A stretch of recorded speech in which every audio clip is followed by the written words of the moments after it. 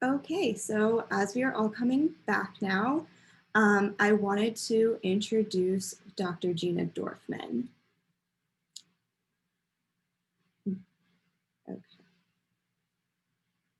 Okay, so Dr. Gina Dorfman has continually proved herself to be an innovative leader in the field of dentistry.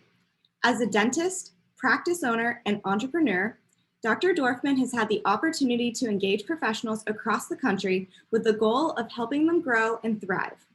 Dr. Dorfman will be addressing some of dentistry's hottest topics and sharing experience from new graduates to successful dental entrepreneur.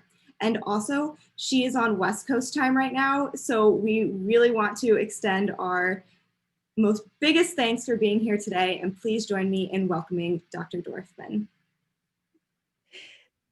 Thank you so much for this wonderful introduction. And yes, it's still dark outside, but I'm excited to be a part of this. I'm excited to speak to you. I've already had an opportunity to meet a few of you guys. So I want to talk to you about life after dental school. But before I get started, I wanted to share a few things about myself. Can we go to the next slide? I've given you remote control access. Okay, great. Yep. Well, let's see if I can figure this out. Okay. So I graduated from USC in 2000. I started my first private practice in Santa Clarita in 2002. And then I started my second practice in 2007. And this is my team. As you can see, my team has grown quite a bit over time. And then in 2010, with my husband and my dad, we started a dental software company. It's called Yappy. It's a practice automation software that allows practices to go paperless, communicate with patients, get online reviews, lots of different functions. We started from scratch. We are now all across the United States and America. We're about 70 employees now. And my practice is about 33 employees. I have 3 general practitioners and 3 specialists working in the practice. I am also, I have a funny setup here, I apologize. I need to, there you go. I'm also a podcaster. This is my podcast, Behind the Smiles. And here's my email if you want to get in touch with me because you have a question about something that, something that I mentioned, or you're looking for new resources, please don't hesitate to reach out. Those are my websites. You can also find my speaker website at GinaDorfmanDDS.com. I should know this, right? This are my classmates. Now, I remember being right where you are today. In dental school, I had 2 good days. The first one and the last one. And besides the Krebs cycle, which as you can imagine, I still use daily, I've learned a lot. And, the most important thing, I've made some great friends and created some lifelong relationships with these people, which this year actually came very handy because as we were trying to figure out how to restart our practices after this, 6 weeks closure, it was great to be able to collaborate with my former classmates and figure out where do we get masks, how do we go back, and now how do we get vaccinated. So the relationships that you're forming today are going to be there for the rest of your life, and that's very important. Here's some more photos. This is right before graduation. Some lab work. This is my best friend, Belinda, working in the lab. And like I said, I'm still friends. This was just at Zero World last year. Now, unfortunately, dental school doesn't really prepare you for real life dentistry. And that's fine because, although most dentists graduate with mountain of debt and very little business training, to help them become successful, you kind of figure out how things work. But I think it would be nice to maybe shorten that learning curve for you. So today I want to talk to you about some strategies that you can utilize once you get out of dental school and even now. Most of us have gone into dental school because we wanted to help people, right? I mean, that's admissions people hear it all the time. But I think that many of us also had something else that attracted them into dentistry. Maybe it was the ability to follow a family member into dentistry and eventually practice with them or take over the family business. Maybe it's the ability to combine their love for art and science and work with their hands. For me, it was a little bit different. I didn't have too many choices. I was 16 when my family immigrated from Soviet Union. And being a Russian Jew, in my culture, a fetus is not really considered viable until he or she graduates from medical school or law school or dental school. So, I arrived at this by elimination. I didn't think my English was good enough to learn all the fancy words to be a trial attorney.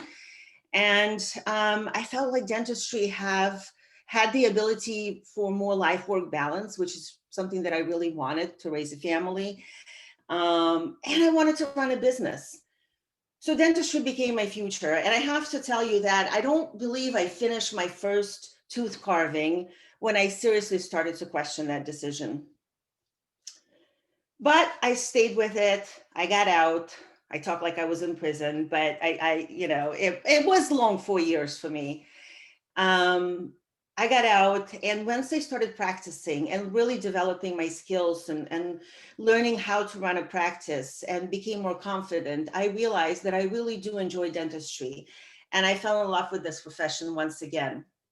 The truth is, dentistry is such a rewarding profession. I mean, you can have a patient walk in excruciating pain and then have them walk out in less than an hour, pain-free.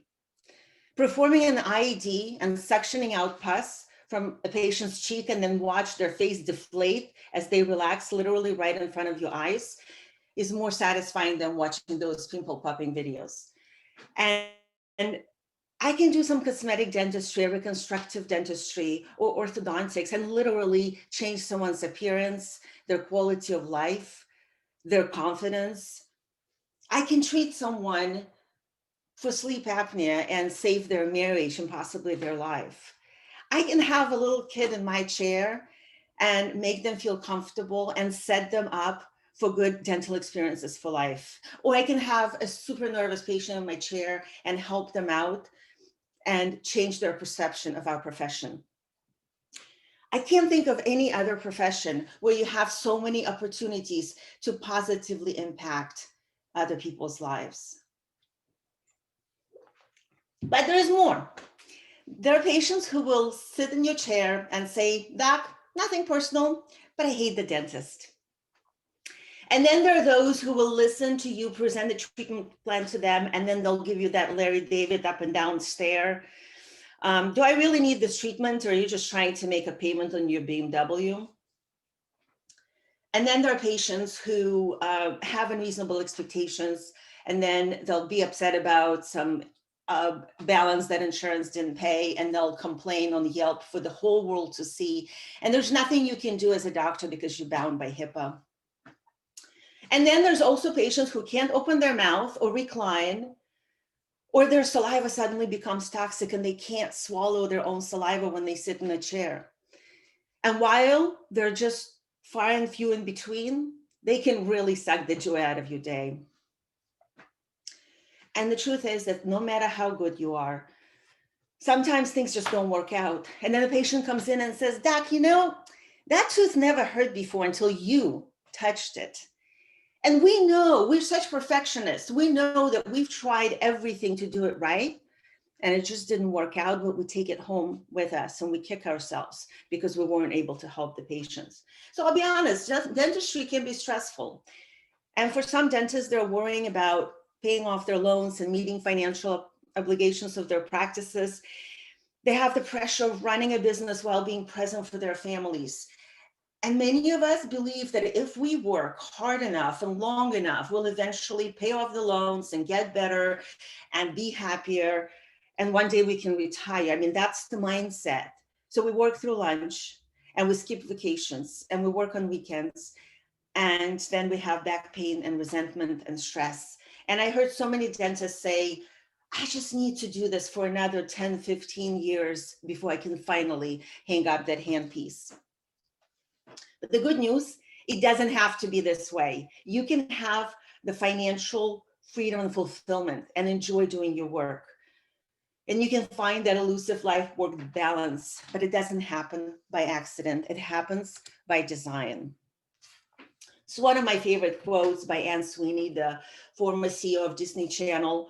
Define success on your own terms, achieve it by your own rules, and build a life you're proud to live. Now, what does it mean to live life by design and not by default? I mean, look, for many people, life is something just happens to them. They're victims. They allow outside forces to dictate what happens to them. They allow circumstances to dictate their outcomes. They wake up in the morning and they deal with whatever life throws them. And when things go right, they call it luck. And when things go wrong, they call it misfortune. And it's always someone else's fault. Now, these people live by default, but other people refuse to live by default. They have a clear vision of what life worth living looks like. They wake up every morning with intention. They know success is a process, and they're willing to do the work, take risks, and take their outcomes, own their outcomes. And that's what you should be doing.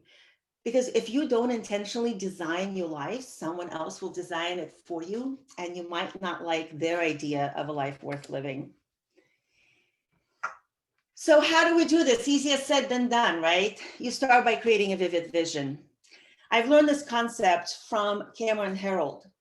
I was fortunate enough to interview him recently on my podcast. He is a business leader, a coach, an author, and a former CEO of a Canadian company called 1-800-GOT-JUNK.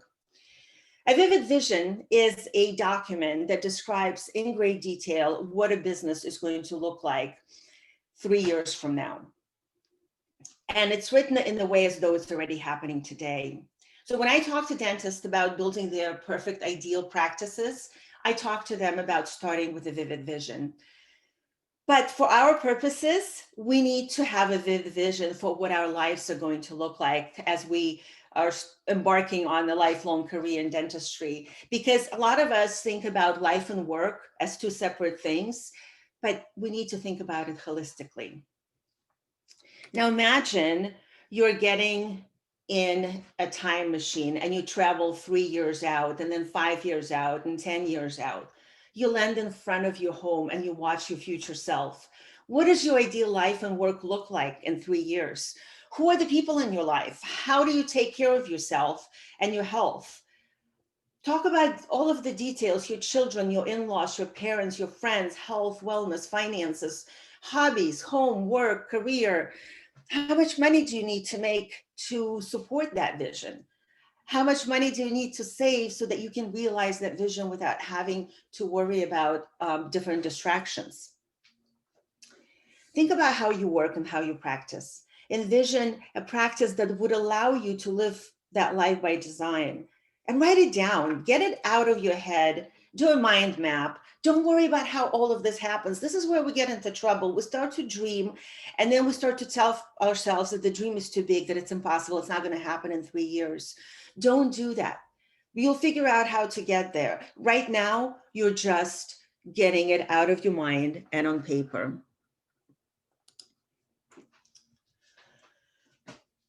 Now remember that your vivid vision is not a business plan, because the only thing that happens with business plans is nothing goes according to the plan.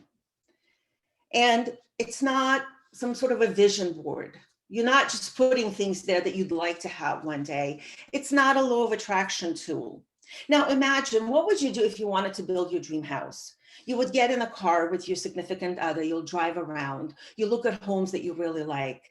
Maybe you get a stack of magazines and you tear out pictures of the homes that you really like. And then you give it all to an architect, and an architect will design a set of blueprints blueprints for you.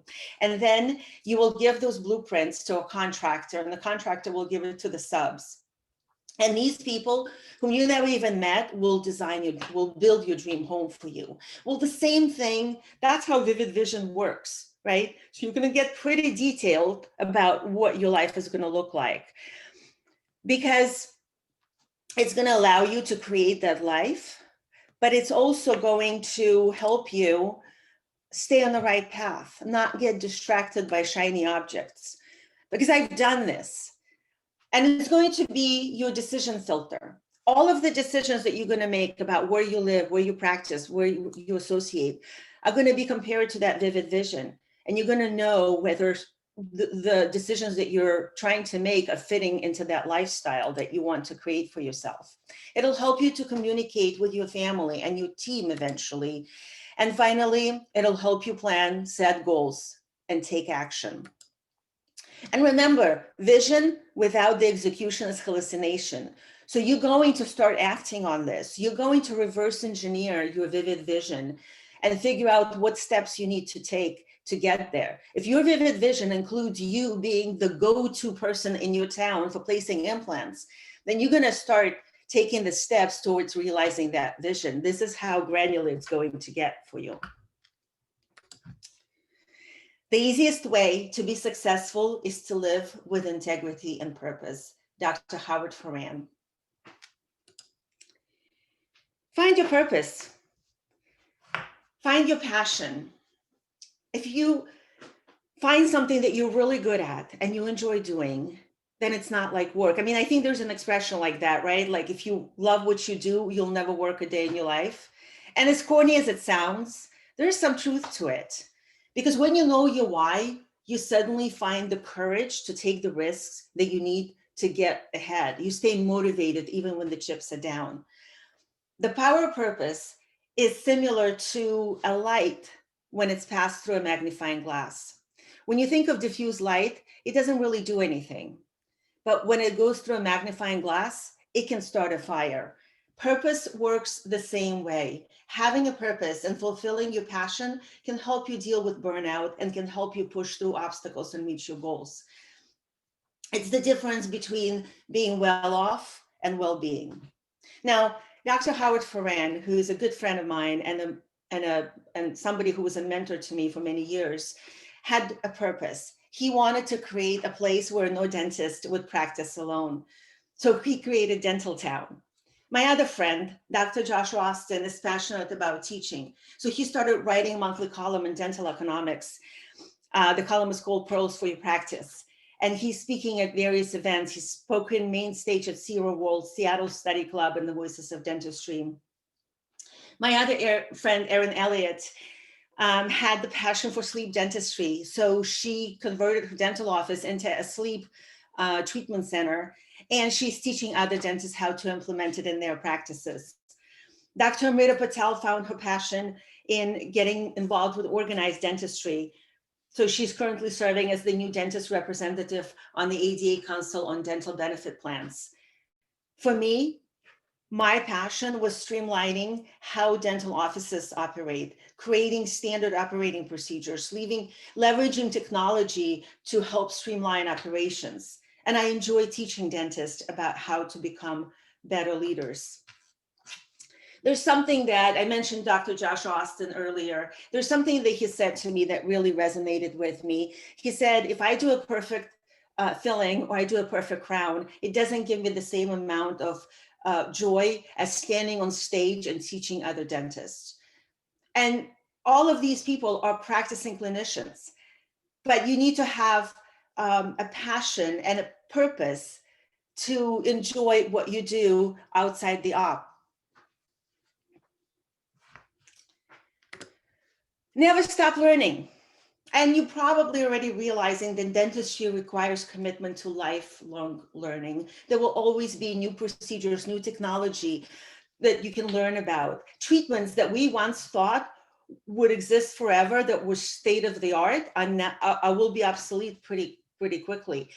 Now, when I went to dental school 20 years ago, we were taught that about 17% of upper first molars have MB2 canal. So the idea was that you poke around the tooth, and if you can't find it, then your tooth belongs in the other 83%. A few years after I graduated dental school, we believed that 50% of upper first molars have MB2. And we now know that 95% of upper first molars and 90% of upper second molars have MB2. What happened? Did the human race evolve? I think the recent events in our country show that we didn't really evolve all that much. But what changed is technology. Because with the naked eye, we could only find 17%.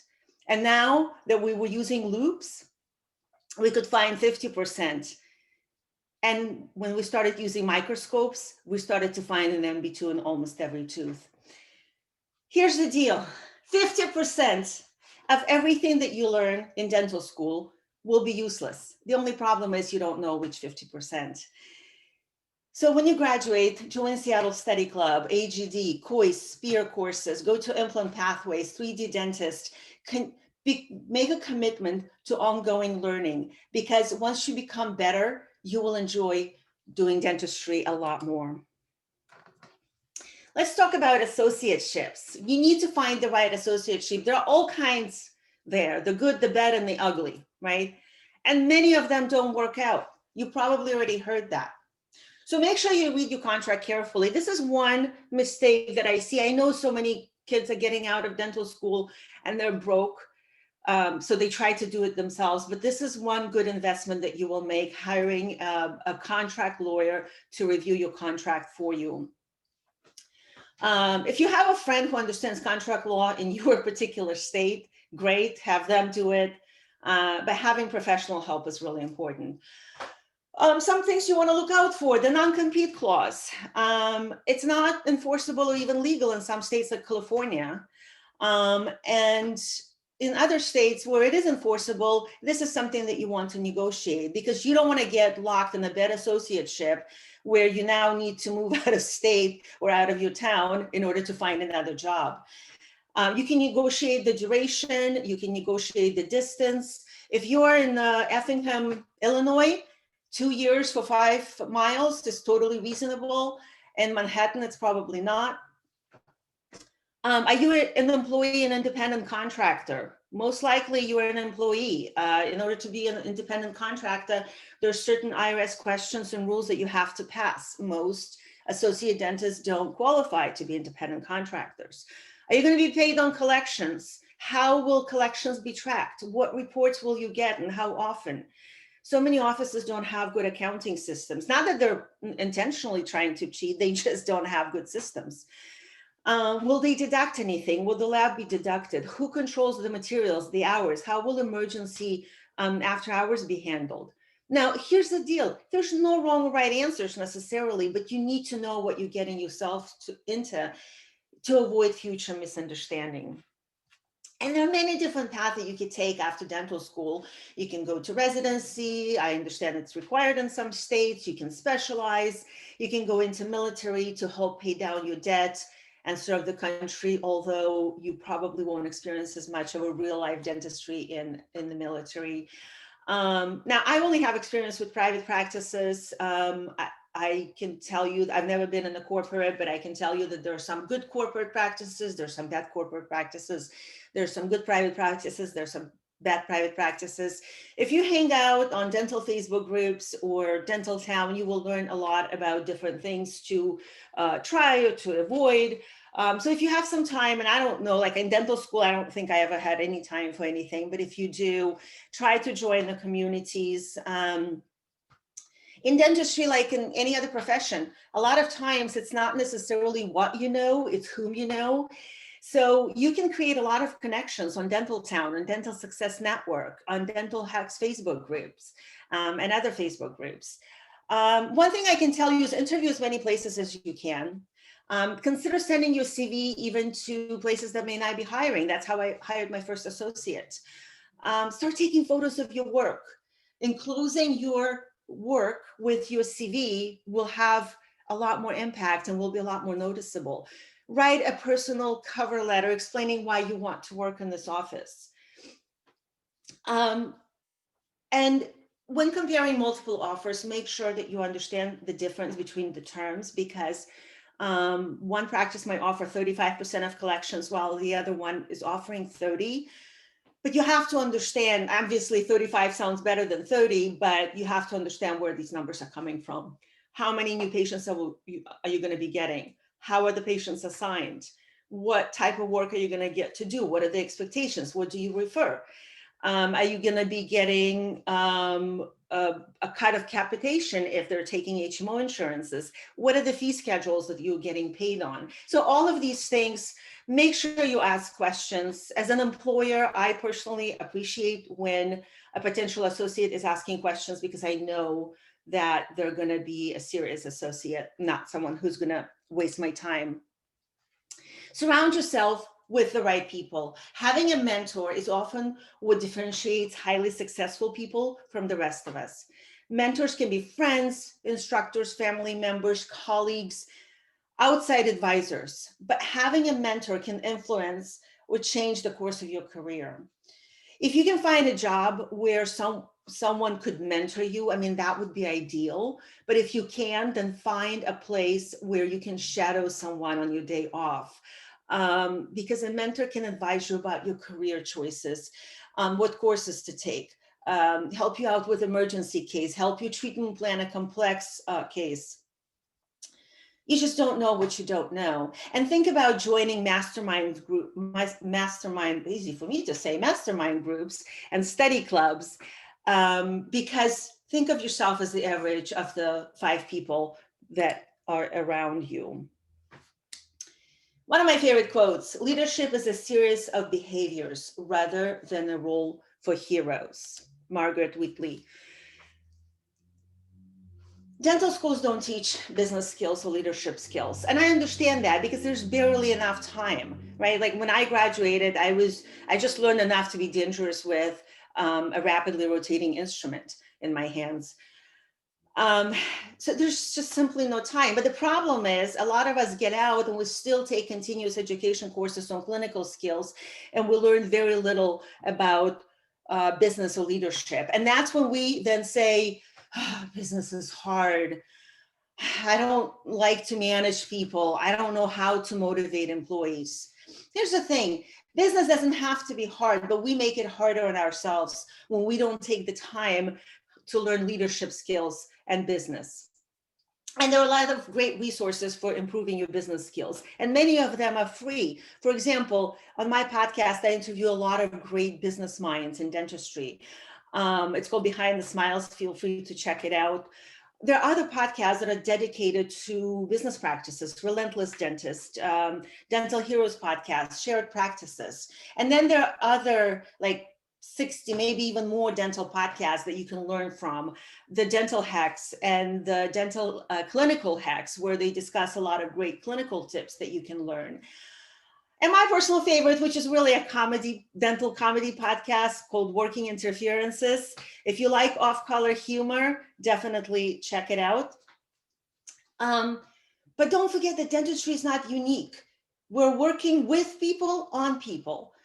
That's like any other business. So the same principles that apply to other businesses apply to dentistry. I know a lot of times we say that, oh, well, my business is different, my town is different, but the truth is all business principles are the same. There are a lot of great business books. There are other business podcasts not related to dentistry. And there are plenty of inexpensive business courses that you can take. So focus on developing those skills. They will come in handy whether you have your own practice or you work somewhere else.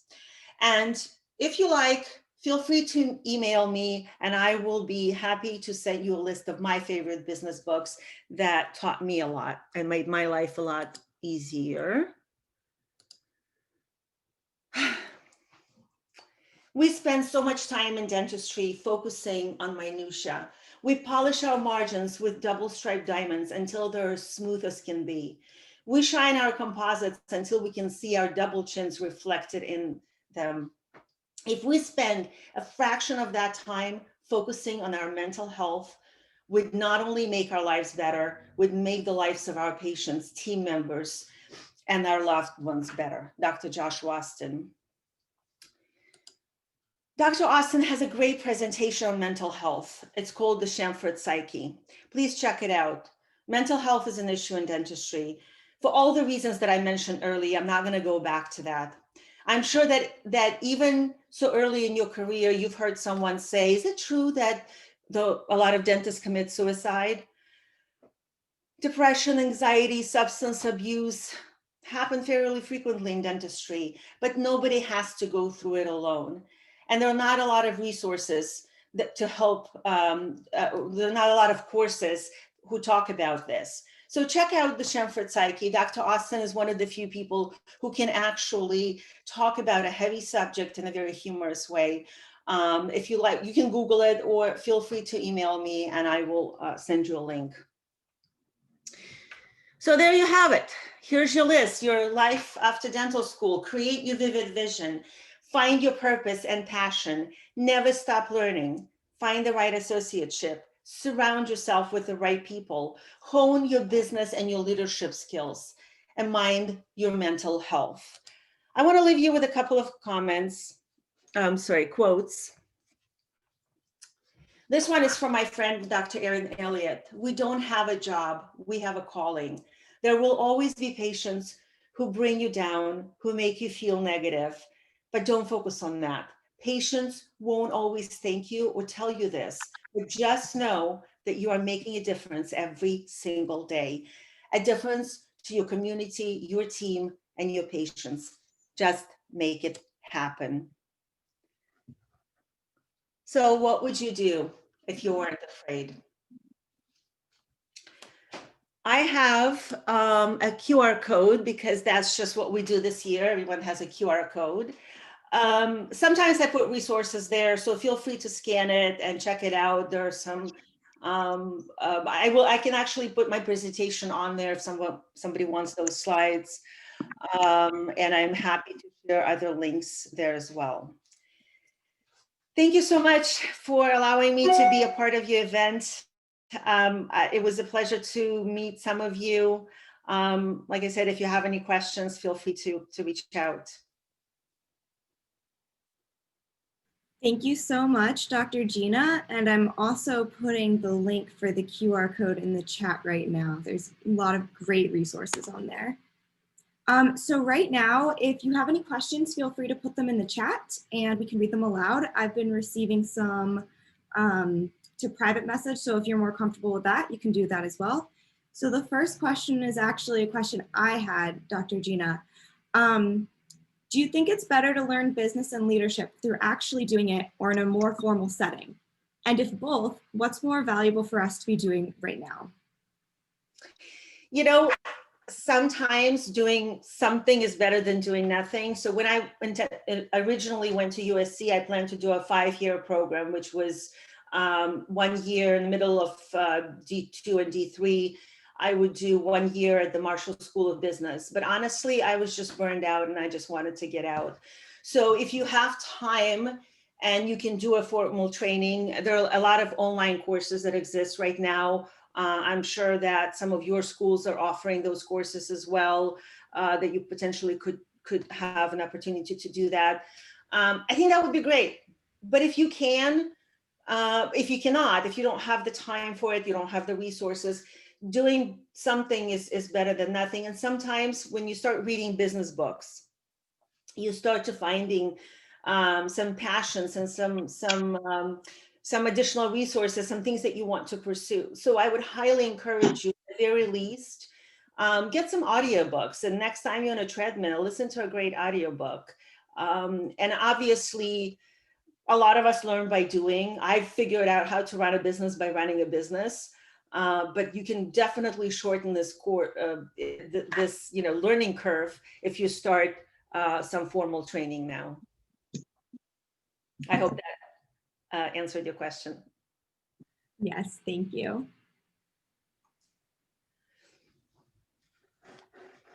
I see there's some things in the chat, but Yes, so I think Alyssa has a few questions that were sent to her. Sure. So Jacob asks, after graduating, did you start your career as an associate dentist, Dr. Dorfman, or do you immediately start your own practice? Thank you for your presentation. You're welcome. I started as an associate. Honestly, I think it's really hard to go straight from dental school into your own private practice if you don't have someone to mentor you.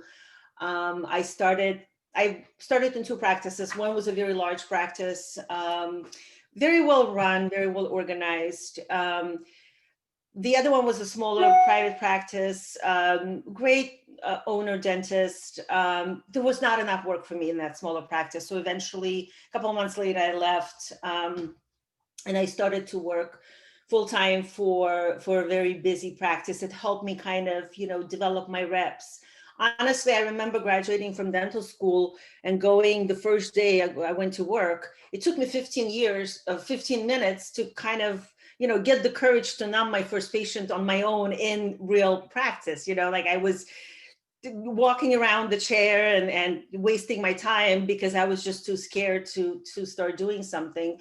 And it didn't take too long to become comfortable, but you definitely need that time to prepare. And the more you can take advantage of the electives that you have right now in school, the more patients that you see, the more opportunities you get to get out to other practices, not only to make connections, but to also see how real dentistry is done, the better off you will be. Awesome, thank you. Of course, and it was 2 years, it took me 2 years, and I knew exactly what type of practice I wanted. I had a very vivid vision. I didn't have a concept of vivid vision at the time. I had no idea what I was doing. It just happened to be that way. So I knew exactly what I wanted. I knew where I wanted it to be. But I took the time to become comfortable, and I'm glad that I did. Thank you, Dr. Dorfman. So I'm actually getting a lot of direct messages, so I'll try to get through them all and combine some. The first question was, how did you originally get involved with dental technology and software? And what is like the balance of your time working at Yappy versus working in private practice versus I see your photos on the wall, so being a mother? Thank you. And by the way, someone here said love Yappy, so thank you so much for that. I had two practices, and I wanted to be paperless. I wanted to be efficient. That was one thing that I really wanted to do when I started my practice, but the tools at the time weren't there. I spent a lot of money on computers, on technology, and we still weren't paperless. So I was complaining to my dad, who was a software engineer, a lot about sort of the state of technology. And one day he just said, okay, tell me again what you're trying to do.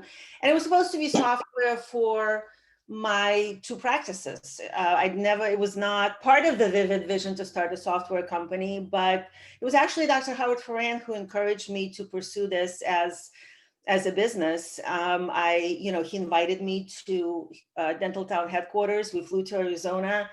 He spoke for 4 hours. If you ever met Dr. Howard Ferran, he's very entertaining.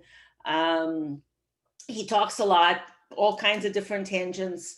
And then at some point, before leaving the room, he said, and you'd be crazy not to do this as a business. And so now, it was gradual. We started, it was just the three of us. Then it was my brother who joined the company as our first official employee, and he's still working with us.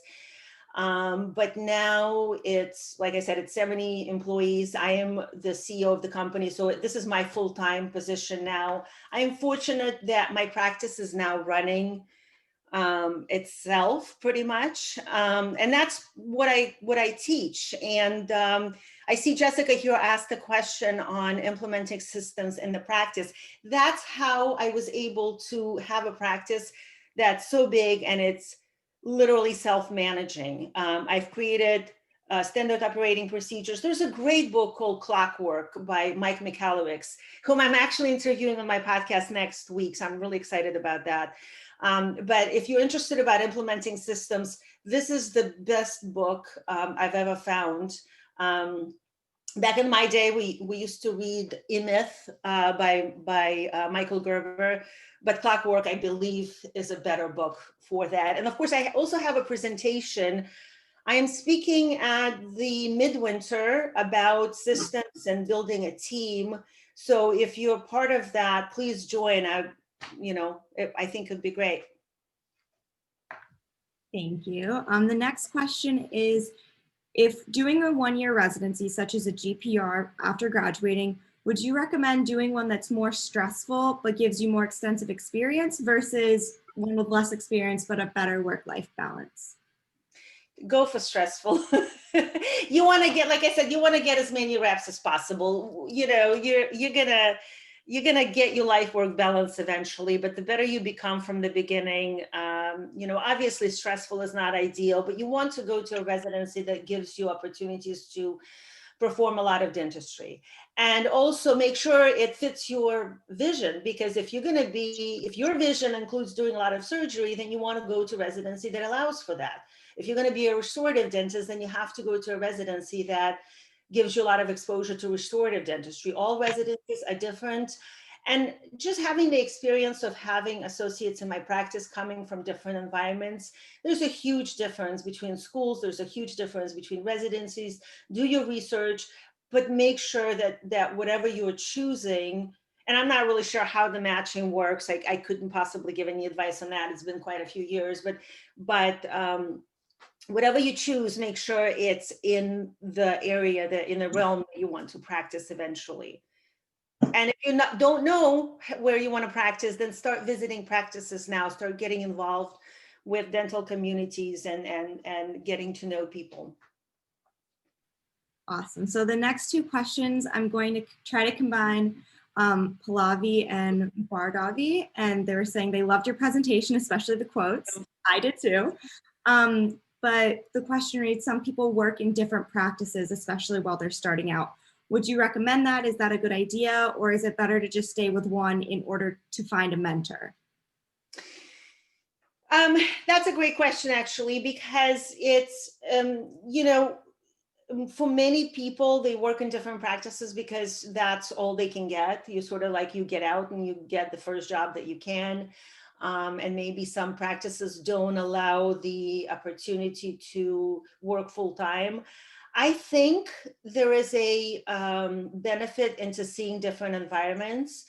But I also feel it's better to be in one place. Like, you get to park your loops and your coat, and you're not, moonlighting in different places. And you can, I mean, like, if not doing anything on Saturdays, you can temp somewhere else and, experience a different environment. But for me personally, I think being in one place, creating relationships with patients, with the team, I think that would be ideal. And I think you can experience a lot of different styles and ways of doing dentistry through social media, through what is it called? Going to offices to observe. There's a word that I used earlier and I can't think of it right now for some reason. It's finally, I have some light now, but it's still too early. So yeah, I would go with one. If you have a good job, stick to one practice. And then the last two questions we will take. The first one from Rodolfo. Knowing what you know now, what would you do differently if you could relive your life after dental school? Well, I'm not the kind of a person who looks back too much. Mistakes are learning opportunities. I think there's a quote, and I don't remember who the quote is by. There's no failure, there's just feedback, right? I think that a lot of the decisions that I've made in my life are the result of where I am today, and I'm happy where I am today. So whether they were good decisions or bad decisions, they're my decisions and I own them. But one thing that I would have done differently, I would have gone to residency, because I think that would have made my transition into dentistry a little bit easier. I didn't. I went straight into associateship, and it took me a lot longer to get through the learning curve. The other thing that I would have done differently is I would have taken those business courses and some of the clinical courses a little bit earlier. And I don't know if this is a mistake. At one point, I got really involved with orthodontics. I did a lot of regular ortho, traditional ortho, mixed dentition. I think I got into this because I heard Howard Ferrand say so many times, Ortho is easy, it's just glue and rubber bands, right?